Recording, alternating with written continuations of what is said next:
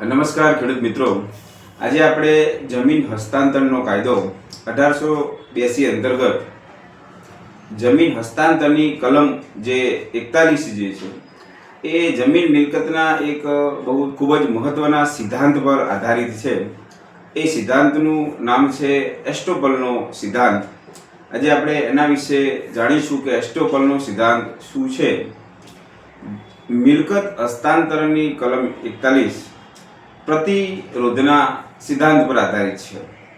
હવે આ પ્રતિરોધનો સિદ્ધાંત શું કહે છે? જો કોઈ વ્યક્તિ પોતાના વર્તન કે શબ્દોથી બીજી વ્યક્તિને એવો વિશ્વાસ અપાવે કે તે